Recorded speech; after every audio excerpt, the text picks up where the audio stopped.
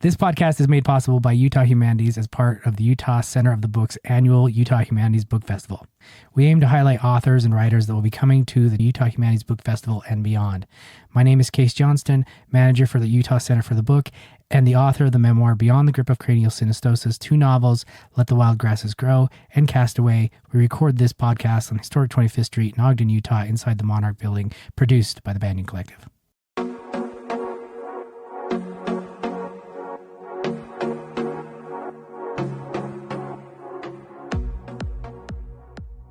May you run into the rain and feel cold sky water touch the warm skin of your hands as you spin with arms wide and opened your mouth to welcome each safe drop onto the soft pad of your tongue. And may you and all the neighbor children, for you're all out there together, of course you are, take each other's hands and hold tight to slippery wet palms and shriek and sway until you're dancing.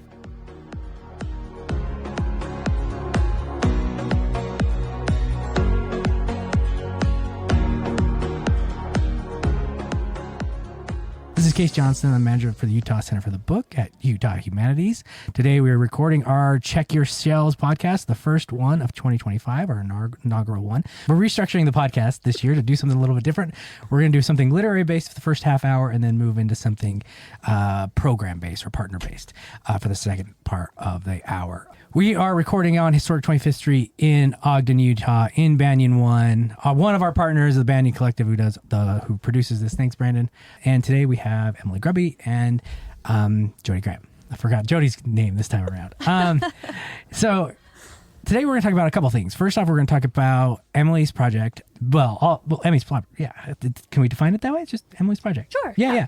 The Utah Humanities Project. Yeah, through Emily, right? I mean, so it's called This Watershed Moment, and I'm going to let Emily explain a lot more about it, and she's going to read a piece from it, and then we're going to chat about where it came from, where it's going, and what the goals are with it. So welcome, Emily. Can you jump in and tell us what this is all about? So the full name is This Watershed Moment, Envisioning Place-Based Futures. Yeah. It's a collaboration between Utah Humanities and Save Our Great Salt Lake. And we were inspired by a few organizations that are running some more positive and future-oriented programs around the climate crisis. And so one of those being GRIST. They are an independent online journal that covers climate change journalism, which can be like pretty grim. And they started a few years back running a program called Imagine 2200, which is similar in that it invites any of their readers to submit work that imagines a positive future in 200 years from now. Mm-hmm. And so Save Our Great Salt Lake and their focus on watersheds, particularly that feed the Great Salt Lake, we decided to take watersheds and use them as this model for a connection between humans and communities, like you and your neighbors, and humans and the land. So we are inviting folks to imagine a positive relationship with their communities and a positive relationship with their environment in about 150 years if we answer the call of climate change justly and swiftly. And so we took that time scale, 150 years, because one, it's a nod to a look 7 generations from now, which is what our Native partners are encouraging us. That's what they've been doing for millennia. They're taking into account 7 generations before and 7 generations after their current moment. And it also allows anyone who wants to participate in the program to kind of imagine a world past any of the destruction that is bound to happen. Like, even if we change the way we're living right now, we're bound to experience habitat loss, species lost, disease. So that 150-year time scale allows people to see beyond that moment and imagine a world where we're coming back together and reimagining what our relationship is to one another and to our environments. And so we kicked off the program with a panel last spring. That panel had Dr. Bonnie Baxter from the Great Salt Lake Institute, Forrest Kutch from the Ute Indian tribe, Olivia Juarez from of Salt and Sand, a storytelling project. She also works for Green Latinos, and Dr. Thomas Bretz, who is an environmental philosopher and environmental ethicist at UVU. And that conversation was moderated by Brooke Larson, and it really drove home certain environmental realities, the future that we're bound to face, even if we get things right. It drove home, like the systems that have gotten us to this moment in time. It also, I was really glad to bring in the element of philosophy into that conversation, because Thomas Bretz was really skilled in getting everyone in the audience to wonder, like, what does it mean to live a good life in a world that is uncertain, to how to be a good neighbor when things are in so much flux. We're in a moment where, doing the right thing isn't necessarily supported by the world that we live in, right? I think his example in that conversation was, we want to, maybe burn less fossil fuels. So maybe you want to bike to work, but then you don't want to arrive to work all sweaty and like gross. And so, he invited us to imagine like a world where you are able to live in a way that's aligned with your values. That conversation was amazing, and it's available on YouTube if anyone wants to watch or listen to it. But then that conversation kicked off an open call for submissions. So we invited anyone in Utah to submit creative writing or art that responded to the prompt. Like, what is your future? Like, what does your community and your watershed look like? Smell like, taste like, feel like, sound like, if we get this right. We got about 30 submissions. They're wonderful. I'm excited to read some. And that was maybe a long-winded answer. No, it's fantastic, because I think everybody needs the background of it and how it started and where it came from and what the goals of it are. And I love it because, it reminds me, speaking of it, like philosophically, it reminds me of Abby's Water, Water, Water essay, where that essay really talks about how there's plenty of water. I mean, we live in the desert. There's plenty of water. There's just too many people, and that can't change, right? So, that kind of feeds into this idea that even if we get it right, there's still going to be too many people here in Utah or within the Southwest that that's going to change things. Yeah. And I love that this project, connecting it back to watersheds, right? It's like who you're upstream from matters. Like that impacts how you are living on your own land. That impacts your relationship to those folks downstream. It impacts your relationship to the folks upstream. That doesn't change. That was the way it was. Yeah.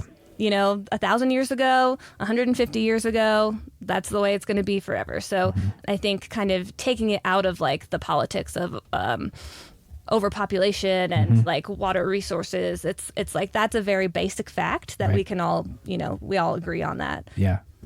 It's really interesting. And it reminds me too also of McLean of River Runs Through It, where it says it's that river when everything's moving forward, conversely around rocks, through rocks. Yeah. That line is one of the best in the world. And I love that the upstream downstream comment of you're really thinking about the future. The future, metaphorically, obviously, is downriver. Yeah. Let's hear something. Okay. What do you got for us? Okay. I will read. I'm happy to read any of these. I'll pick an excerpt from one of my favorites. It is by a writer named Hannah Saltzman. It's called Blessings for My Great, Great, Great, Great Grandchild. And it's about 3 pages long, but I'll just read maybe the first 5 or 6 blessings. May you run into the rain and feel cold sky water touch the warm skin of your hands as you spin with arms wide and opened your mouth to welcome each safe drop onto the soft pad of your tongue. And may you and all the neighbor children, for you're all out there together, of course you are, take each other's hands and hold tight to slippery wet palms and shriek and sway until you're dancing. And may your parents join you in this dance, not because rain or joy or delight are rare, but because they're not. And because your parents know that nothing serious they're doing inside is too serious to warrant missing a moment like this. And because they've learned from us, their ancestors, your ancestors, that nothing is more serious than cherishing earthly love and delight.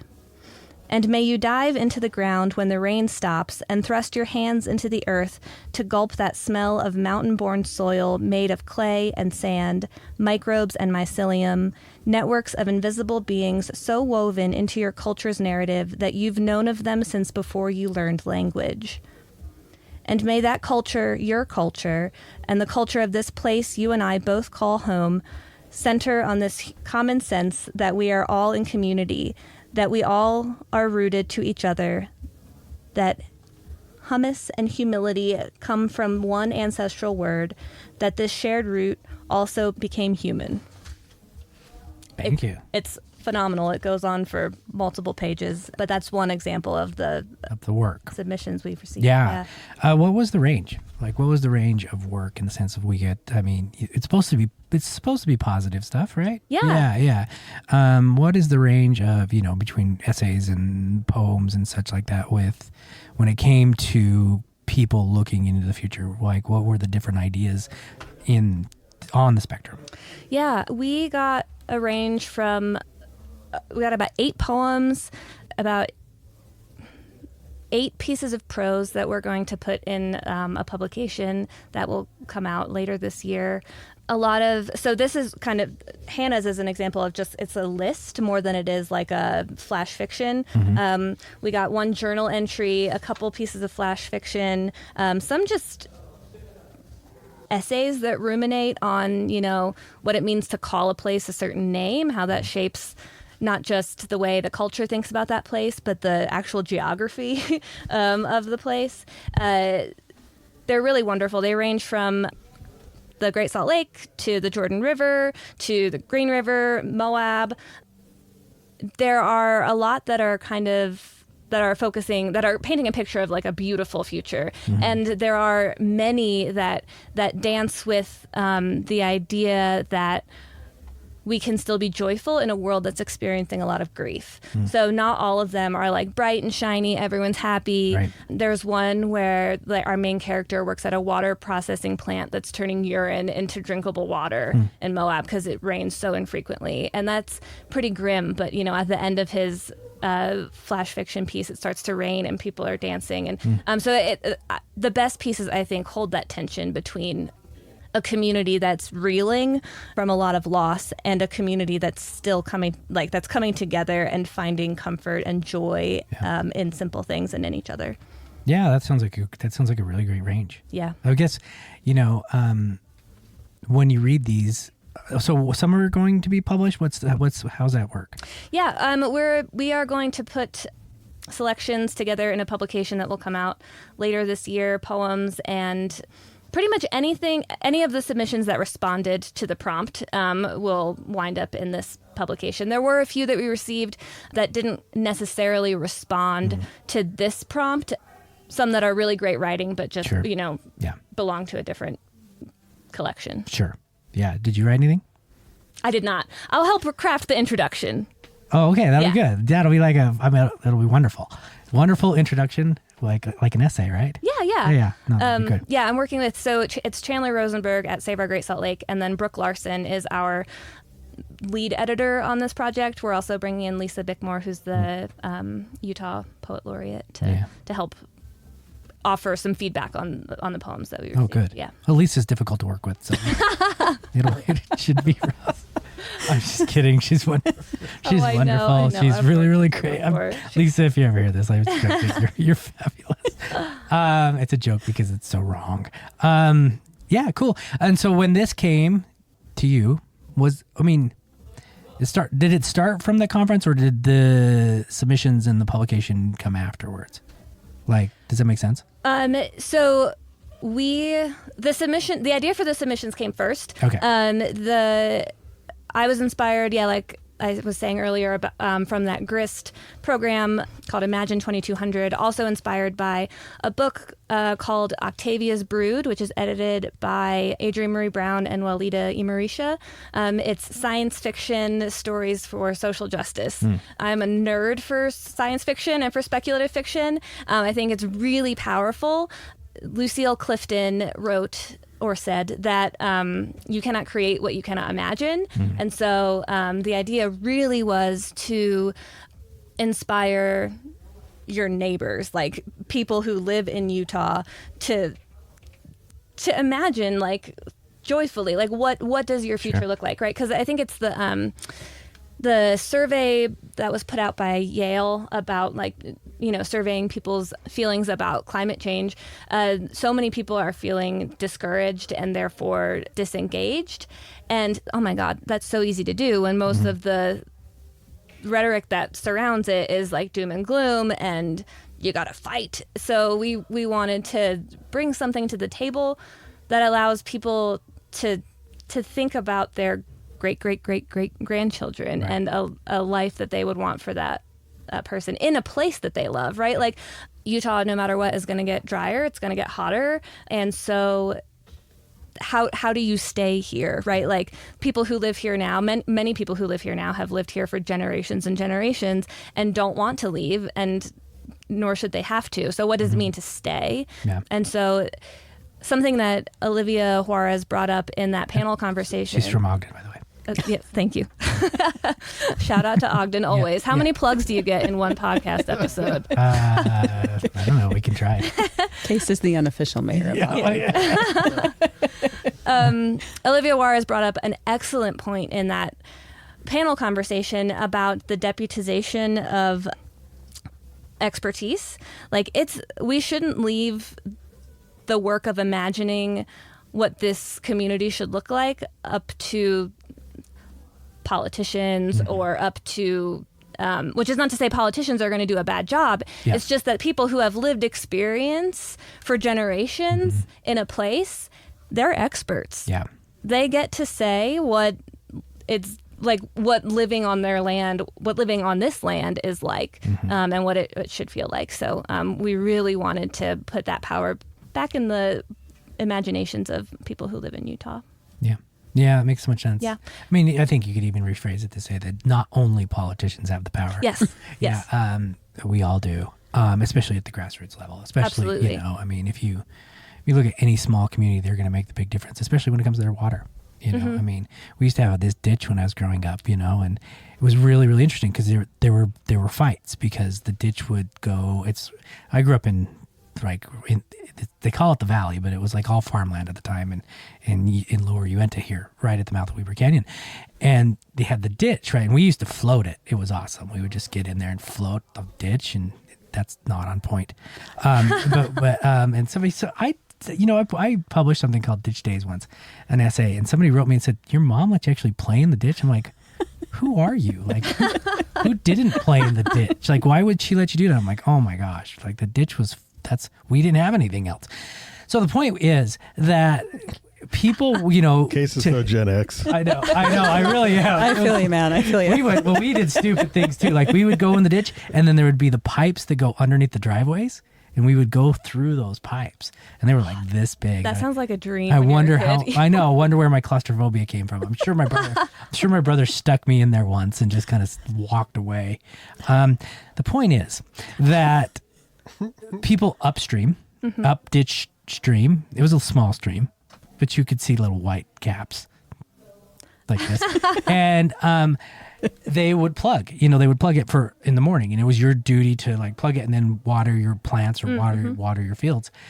But there was a lot of arguments or controversy because somebody would leave their thing in overnight or leave it in too long. And it's just a small microcosm of what you're talking about with this kind of watershed thing where you're looking at the person past you, beyond you in that water cycle or that life cycle. And so I don't know why I brought that up. There we go. Jodi, what do you think about this watershed program? Well, first of all, if you're watching, this on YouTube, you'll see this maybe. But if not, for those of you who are listening, on the wall here behind Kase and Emily is an image of a river. Yeah. Which I just can't stop looking at as we're talking about it and listening. Well, I would have never been able to come up with the metaphor if this wasn't here. Like I was just looking at it, thinking about it. That's the only way. Floating it. Yeah, actually, you can't float that one. That's the Madison in Yellowstone. You can fish it, though. Yeah. Yeah, and speaking of fishing, so this is where climate change gets real on a real personal level as I ice fish.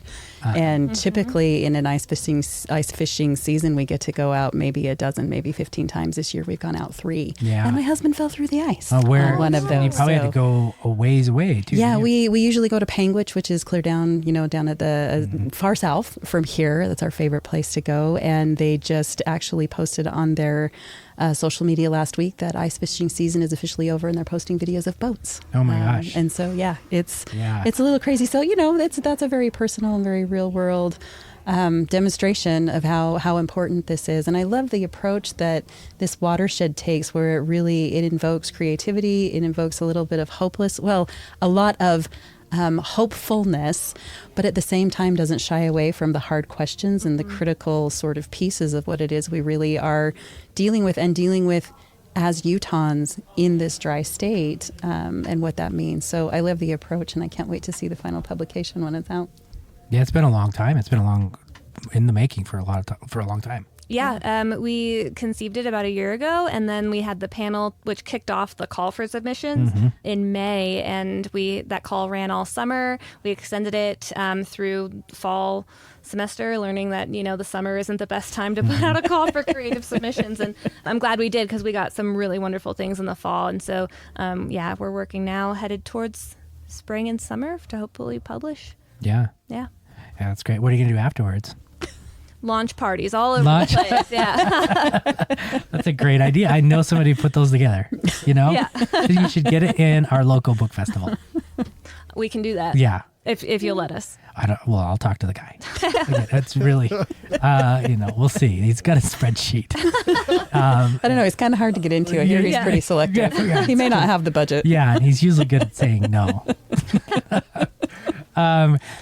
Anyways, so that was good. No, it's fantastic. I'm really excited for it. I love the idea of hopefulness too. I think that's really, really, really cool. I'm excited to read it and honestly put together a party for it. Yeah. So I think that would be really, really fun. Thank you. Anything else you wanted to tell us about the watershed, this watershed moment, before we transition over and talk about larger Utah Humanities stuff for 2025? I would just encourage anyone who's interested in the project to listen to that panel conversation, because it really was wonderful. I mean, sometimes the panels can be dry. This one was not. It was really inspiring. And so look for the publication when it comes out this summer. But in the meantime, listen to that conversation. And we'll put it, it's on our YouTube at Utah Humanities YouTube, but we'll also put it in the podcast notes on our YouTube as well. Cool. Well, that's great. That's fantastic. It's like the A-Team. You remember the A-Team? No. No. Oh. Gen X. My favorite show. Yeah, I know. Love it when a plan comes together. That's what I was going to say. But unless you don't know if you don't know the A-Team, that doesn't make any sense. I still love when a plan comes Yeah, well. I think that quote survives the reference. No, it doesn't. It's only specific to that show. There's no other context you could use that, okay? I mean, ever. No, I'm just kidding. Well, yeah, cool. So, do you have a favorite? Is this your favorite? The one I read from is definitely one of my favorites. It's hard to pick. I love the journal entry. It's all about food. She really took the what does the future taste like seriously, and it's wonderful. I just love that it starts journal entry 179. No idea what day it is or what time, but it still feels like summer. It was probably early January. Probably. No, I mean that's negative. I know. Yeah. Sorry. That's it though. That's the reality. Right, you know? That's the hard truth that we have to deal with. And how do we be in community anyway? Yeah. Yeah. Yeah. Well, I tell you, my dogs are loving the sun. They are out there, and they are out there all day, and they come in and they're so warm. Their fur is completely. They don't care about climate change. Wait until it's July, though. Yeah. So. They still do it. One of them, he'll still do it. He's weird. Part lizard. Yeah. Well, thanks. We're excited. We should have you back on when it comes back out. Cool. That would be great. Yeah. That would Thank be you. really, really cool. So we're going to switch gears a little bit too. And Emily, stay in the conversation. That's the goal. That's the goal with this, right, Brandon? Yes. Okay. I'm here. Brandon doesn't care. I just I want to say from this side, I'm enjoying what's going on. Oh, yeah. Well, this is So far, so good. Well, you know, I work with these people. Yeah, I think that's why it's harder for you, because normally you don't care. So Normally I don't care about. What do you mean? like no, you're not. Yeah, but now I think you're almost like, you're trying too hard. So yeah. Wow. I know. Well, then I'm not going to try anymore. I know. Relax a bit. You got I impressed know, today. right? The gauntlet has been thrown. I know. Usually I'm careless. I wouldn't say that. Yeah. But usually that personal relationship maybe isn't as tight. And so where you see them every day. And now you're like, oh my gosh, if I say the wrong thing, tomorrow's going to be weird. Yeah, this is that's true. Yeah. That's true. That's true. I'm not going to talk anymore, especially after that. And we're done. Yeah. Thanks for having us. Yeah. This is the. Jodi got out of this one. That was the watershed. That was our podcast moment. It's over. Downstream, this here we go. podcast moment. It's now the future. See? That picture has so many metaphors. I know it does. I just keep looking at it now. I know. It's like, it's really pretty. So we're gonna switch gears a little bit, and I'm not gonna care anymore. I'm just not. Okay. All right. And so, 2025 is our 50th anniversary. 50th? 50. Wow. I keep thinking 75th, but Wow, I don't know why. That's a big Well, deal. because 75 was the Because year. 75. Well, yeah. So Utah Humanities. Something else happened in 1975. You know that, don't you? The year of Kase's birth. Yes. So it's really important too. Yeah. And what was your mother's maiden name? If we're putting this information out there. Yeah. It's my birth, my social, my last word of my socials. Dogs' names. Yeah. My passwords are typically. Let's jump into that. Let's jump into Utah Humanities, our 50th anniversary. What do you have to say about that? No, but so it's our 50th anniversary. And so as we just talked about, Utah Humanities was founded in 1975. Back then we were called the Utah Endowment for the Humanities. And we've gone through a couple name changes since we were born back in the 70s. But yeah, we've been around for 50 years. We started out primarily as a granting organization. So how that all happened is the National Endowment for the Humanities, the federal agency, was formed in, I think, 65. And then there was some evolution of state councils coming around after that. So we get a lot of funding from the National Endowment for the Humanities. And our original purpose was to get those federal dollars and to award them out as grants into all of the states throughout the nation. So we are Utah's sort of the arm of NEH at the local level. And so really all we did was make grants. We actually gave Sundance their first, they were one of our first grantees. I think they received a $20,000 grant the first year that Sundance was a thing. And we've supported. They're still going with it. They took the 20,000, crushing it. Yeah. Are they staying? Have they decided? Are they staying in Utah? I haven't heard. I haven't heard Yeah. the final decision. But I'm it's sure been a they do. lot of years. So congrats, Sundance. And have grown and far exceeded their, the need for our paltry funds. But so we would support a lot of different things, a lot of areas all over the state. And as time went on, we started developing our own programming. We had a speakers bureau for a number of years, which was great. We'd have scholars who spoke on a whole variety of topics that will travel all over the state, talk about really cool and interesting things. We started some reading discussion programs. We had film discussion programs. We did a whole literacy project that targeted women in prisons. It was called Mother Read. It used children's literature as a way for parents to connect with their children and sort of teach larger life values and those kinds of things. And we've expanded now into having some centers, which are not physical centers. Kase, of course, manages our Center for the Book. And we have a couple of other centers that help us organize the pockets of work that we do. We do a lot of different stuff, which is the beauty and also the challenge of the humanities is that it's a lot. We have a large net and we cast it far and wide. So sometimes it's hard to pin down down exactly who we are and what we do. But yeah, 50 years worth of really great stuff. And of course, all the programming that we're doing now that I didn't include in that list. So if other staff members are listening, don't be don't be sad. No, don't be sad. We'll get to it. We'll get to it. She cut you on purpose. She'll talk about you when you invite her to your podcast. When you do a book about the watershed.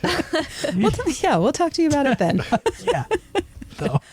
No, but it's great. It's great. So we're here. We're 50 years old, celebrating 50 years of really great humanities programming all over the state of Utah. So yeah, it's a big deal. We've survived a lot of stuff. Yeah. Yeah. Yeah, I like it. How am I doing? So good. Okay. So good. Yeah. Killing it. Killing it. Killing it. I think you know what I think it is? I think it is that I'm just comfortable. I agree. Yeah. And I'm like, wow, what are we talking about? Way to reframe. Yeah. We use our words, don't we? I feel like Brandon is your emotional support He is. producer. How am I doing? He is today. Yesterday, he didn't say a word. It was like I didn't have to yesterday. An hour and a half because, it was. Yeah, that's true. Yesterday was different. Yeah, well, Brandon's an official partner of Utah Humanities, the Banding Collective. So maybe we should ask about that. Oh, you want to put me on the spot? No, not you. I'm okay with it. I'm talking to Jodi. Okay. Working in partnership. When did that start? How did that start? I mean, we talk about it a lot, We do. together, but a lot of people don't know about it. People don't know how it works. And Right. Yeah. And so like I was talking about in the early days when all we were doing was grants, we didn't have a need for a really big staff. It was really just a couple of people who worked really hard. And as the organization grew and programming grew, we realized that we really can't possibly serve a state of our size, geographically and population wise, with a small staff. I mean, our current staff is 11. And so we are a small but mighty, really dedicated, hardworking group of people, but there's just absolutely no way we can serve the entire state by ourselves. We're located in Salt Lake City, but we really are all out throughout the state. And one of the only ways we can do that is through our partners. So for example, one of the reasons we have such a strong and robust arm of programming in Ogden is because Kase is invested in the community and he has partners who are invested in the programming that we are doing together. So when our partnerships work best, and we've learned this through really practical experience, when our partners are on board and they're really excited and want to engage. And this is also true of this watershed moment where we're all coming together to the table to plan and execute something wonderful. It is magical, the way we can expand our reach and really get into communities that maybe folks don't traditionally think the humanities are for them, but they really are. And they're not going to trust some people from Salt Lake City up in the big city. It's like, well, what do you know about where I live? What do you know what the challenges are that, the ways a community are facing? But if you have people who are in that community who are there and they know that it really helps us to fill our mission better of reaching all Utahns, no matter who they are, where they live, or the many other things that may divide us and separate us from each other. So it really became critical to do things in partnership. Partnership also helps us leverage our public funding. So when we work with a partner, they also bring resources to the table, whether it's, people, whether it's money, whether it's other kinds of resources. And so that helps us really leverage every public dollar we have. We magnify that. And so I believe in our 2024 year, I think it's a 4-to-1. So every dollar that Utah Humanities puts into a project, it's being matched 4-to-1 by our partners. So, I mean, we're an economically great investment, as well as doing really good programming through the state. And so really the heart of what we do is with our partners. They help form and shape our work. And I know Kase was really, really quite good at when he joined our staff. One of the first things that Kase did was he listened. Jodi, I'm right here. So Kase, one of the best right things, here. Kase, that you did Thanks. was you talked to people. You talked to partners who had worked with us for a little bit of time, for a long time. You'd also been a partner. So you brought sort of a 360 perspective about what does it mean to work with Utah Humanities, and what are maybe some of the things that could change. And I know that one of the things that you heard loud and clear, particularly about Book Festival was, first of all, it needed to be shorter. And then I heard that from you directly. Right. And I was like, this is too long. That's who I was listening to. Right. The partners said it too. Right. No, absolutely no. But also it's why we're bringing back the Utah Book Awards, right? And so it's because that was something that people were calling for it. They said, why aren't we doing this? There is nothing that has replaced it. We really want to bring this back.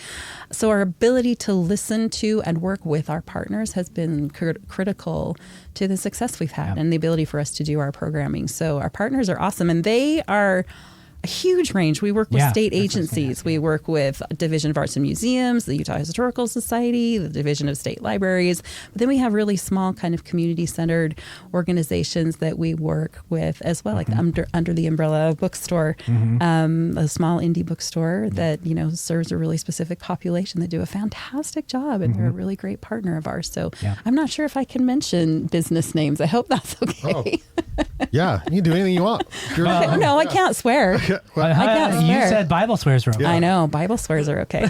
But we've been talking about that for a year. I think we had one podcast last year that we tried to get them all in. Yeah, we tried to go down the list. But no, our partners are great, and they are critical to what we do. In fact, we don't do anything at Utah Humanities if it's not in partnership with someone else. And that's kind of unique nationally. Oh, it totally is. It totally is, and it presents an interesting set of challenges as well as how I said when things work really well, it's magical. When things don't work really well, it's not so magical. And so changes that happen at our partner organizations have a direct and immediate impact on us and our ability to deliver our programming and to do our work. So it also makes us just a little bit invisible. Sometimes we're buried under a couple of layers of exposure when you're talking about general public audiences. And so sometimes they don't see. And part of the challenge of that is we don't have our own space. So we don't have like a Utah Humanities auditorium where you come to Utah Humanities and hear a thing or do a thing. So normally we rely on our partners to provide a space. So like if we come to the trailer at the Banyan, this is your program because we're in your space, right? And people aren't going to automatically know that this is a Utah Humanities supported project. So but we're committed to it. I don't think we could go back to doing programming without it. It's just it's too important. It's in our DNA. Yeah, and for other states, their models are quite a bit different, right? And that's the beautiful thing about so every state has a humanities council, as do the jurisdictional territories like Puerto Rico, Guam, Marianas Islands. And we all are independent nonprofits, and so we all function vastly differently. Of course, we all have different states with different priorities. Some councils are affiliated and a part of university structure, and so they have a whole different set of rules and things that they have to follow. But since we're all 501c3 nonprofits, so that makes us a little bit of the Wild West sometimes when we're doing things differently. But at the core, the humanities are at the core of what we do. But again, that's pretty broad. I mean, anything that deals with humans is the humanities. So you could do any number of things. Yeah. What do we have on the docket for 2025 for the anniversary? So like I mentioned, we're doing the Utah Book Awards. And so that's going to be a sort of a pinnacle crowning achievement that's coming in October, also as part of the Utah Humanities Book Festival.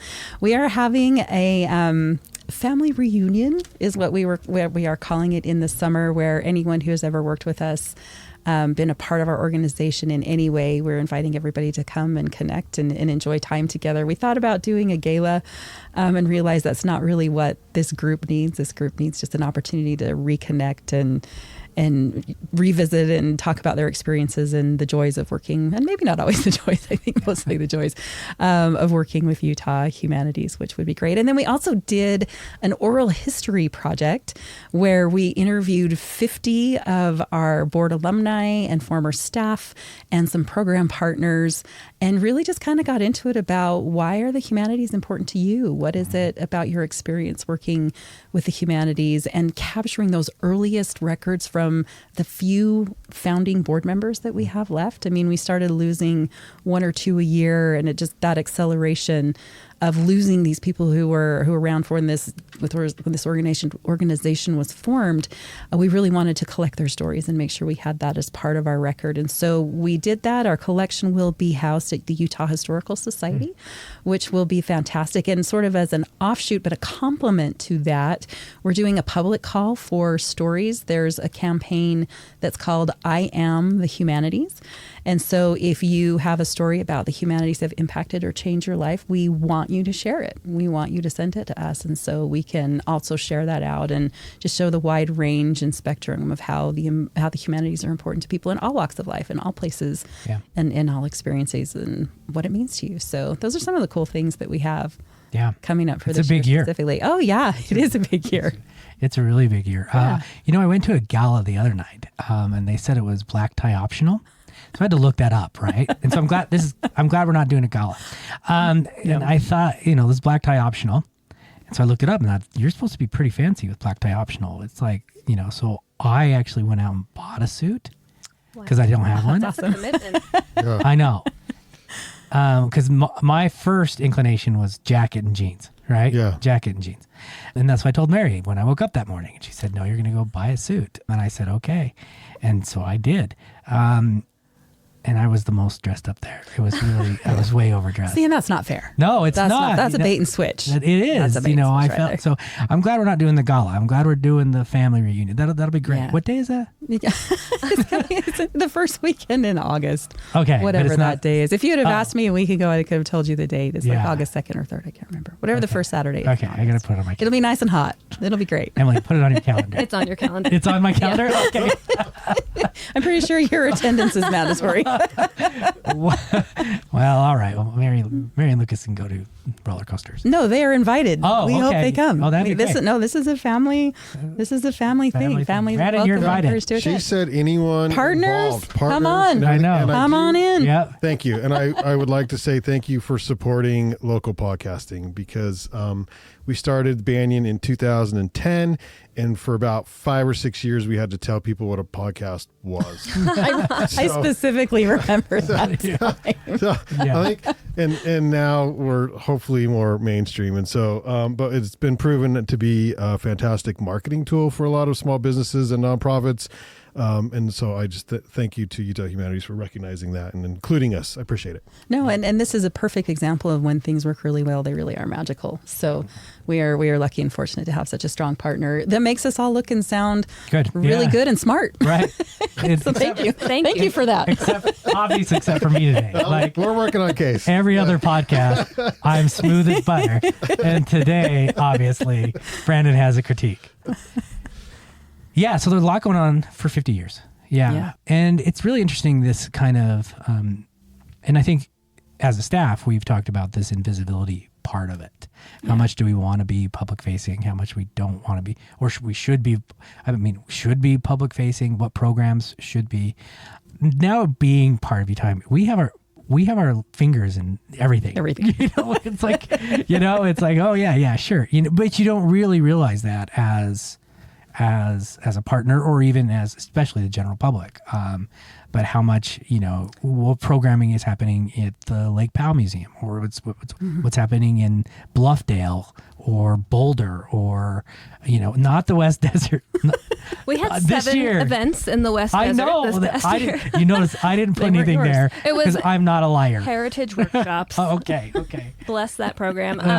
Because this year. Yeah. Something's going to happen in the West Desert. I will say that to that point of invisibility, just because I was looking at these numbers this week, about 50%, or maybe slightly less than that, of our programs are designed to be capacity building for our partners. And so that means that we are not focusing on the general public. Mm-hmm. And so we are focusing more on helping our partners become stronger and better resourced so that they can do what they do at a greater capacity. And so that's largely invisible work to the public. That's not invisible work in the humanities ecosystem of our partners, but that's work that's really impactful and largely invisible. Well, and at the end of the day, it still accomplishes that audiences are served really well because our partners are able to do their work better, which means they're better partners. Yeah. And so it's a really lovely cycle that feeds itself. So critically important work. Yeah, which makes me think I need to change my final report. It's too late. Because for the last 2, I've been putting not applicable for capacity building in our strategic plan. Yeah. But look what Southern Utah Book Fest. I was going to say, I beg to differ. Yeah, that is actually capacity. Yeah. I'm changing it. No, I don't have. Just know that it's there, everybody. I capacity built this year, right? There we go. Now I want the shirt. It says capacity builder. Capacity. Yeah. I think we need one. Yeah. There you go. Capacity builder. That's me. I did it. Yeah, there we go. Okay, cool. So with the programs that are happening now, what are our five major programs? Are obviously Center for the Book, which everybody wants to say Center of the Book, but it's Center for the Book, which is really, really cool. And I can talk really quickly about that. But that's, and Emily's seen this too, that national conversation and community is growing rapidly, super, super fast. Changing kind of my role as nearly half of working for the Center for the Book and half for the Book Festival, which is great. I love that because we're doing really, really cool things nationally and regionally.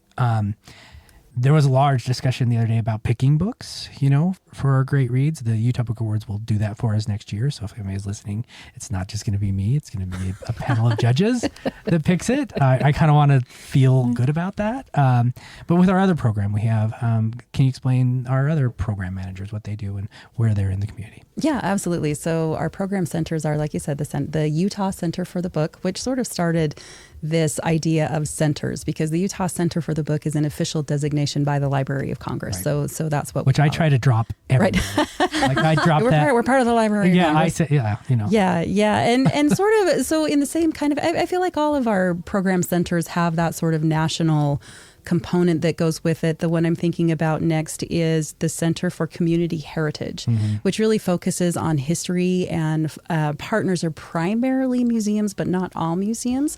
And the national connection there is we provide the Smithsonian Traveling Institutions Museum on Main Street exhibit. So Museum on Main Street is a traveling exhibit that comes from the Smithsonian. Yes, that Smithsonian in Washington, D.C. It can only go through state humanities councils. So that's one perk that we have that honor and that ability to do that. But it takes the Smithsonian exhibit and it brings it to rural museums. We bring it to rural museums in Utah. So it's on a theme. The most recent one that we just finished was called Crossroads, Change in Rural America. We went to 8 different locations in Utah, from Colville to Leeds to Brigham City to Green River to Vernal to Heber City. We had a lot of locations that we went to, and so we bring that national content in to local communities, and then the local museum develops their own exhibit that tells the local story, which is really just, it's fascinating and beautiful. And there's a whole range of things that are presented there. So we have the Center for Community Heritage. We also have the Center for Educational Access, which by and large is probably our most publicly invisible program because half of the programming happens in K through 12 in high schools. That's called the Clemente course in the humanities. It takes children who would be the first in their families to attend college and gives them sort of a taste of a college experience.